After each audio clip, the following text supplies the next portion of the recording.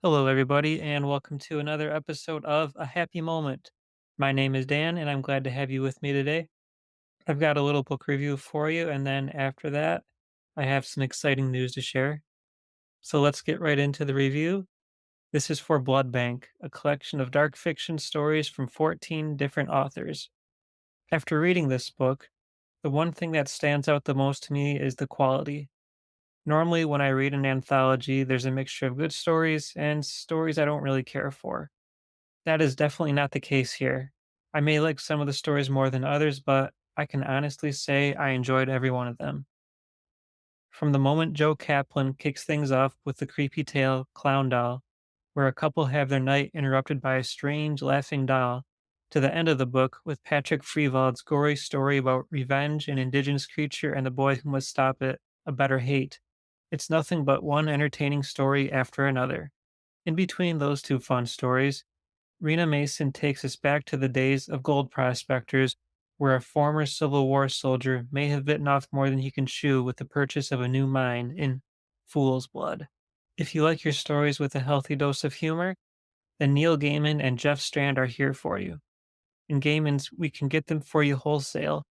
One man's search for vengeance quickly spirals out of control, while in Strand's first date, a serial killer out on a lunch date may have met his perfect match. Keelan Patrick Burke gives us a glimpse of otherworldly things in Door Watch, where an elderly man must keep an eye on a mysterious door at all times, or else. From there, things get very dark in Christopher Triana's Pictures of a Princess. A man takes his family on vacation to fairy tale land, where his daughter has the opportunity to meet her favorite princess and his. Jeremy Robert Johnson introduces us to a poor fellow who is being detained and questioned by scientists as they try to learn about a strange new disease and laws of virulence. In Cursed Objects, Mono Kabani shows us how easy it is for a couple of high school girls to make a person simply disappear. Joseph Sale teaches us a very important lesson in The Stone. Stay away from strange glowing objects that are being guarded by a giant toad, and especially don't blow into it. Every Breath is a Choice is Max Booth III's chilling story about a father who seeks revenge against the man who took everything and ruined his life. In They Say the Sky is Full of Snake Wolves, Lucy Lightner shows us the dangerous power of manipulation and gives us a look at a woman trapped in an abusive relationship. She must choose between the monsters she knows or take a chance on the monsters she doesn't know. Jay Wilburn provides a heart wrenching story of a father who blames himself for the disappearance of his son in The End of Time on Rosewild Lane. Then, Livia Llewellyn takes us on a wild ride with a girl who's being forced to go on vacation to a highly unusual island with her former friend in New Fox Smell. I don't think I can pick a favorite.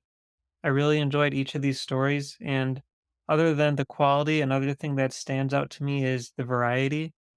There's monsters, there's comedy, cosmic horror, psychological horror, supernatural horror, and a little bit of gore for good measure. No two stories are alike. Each story brings something fresh to the table, and the stories are all 15 pages or less, making this book easy to breeze through.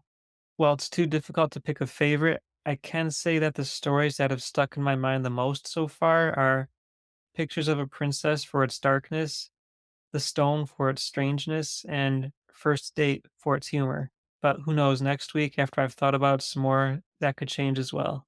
The bottom line is if you're looking for dark fiction, definitely check out this collection.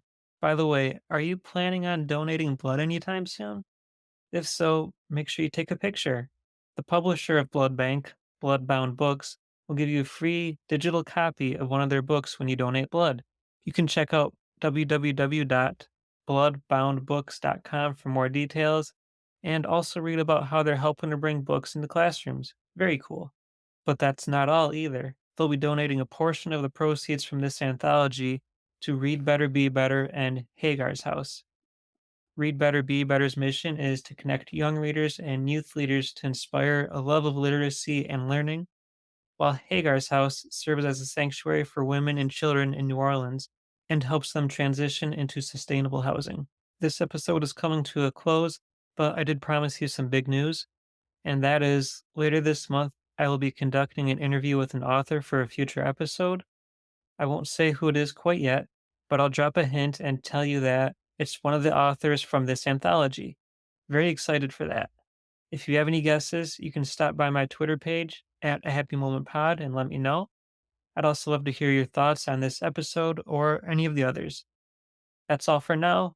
Thank you so much for joining me, and I'll see you next time. Bye.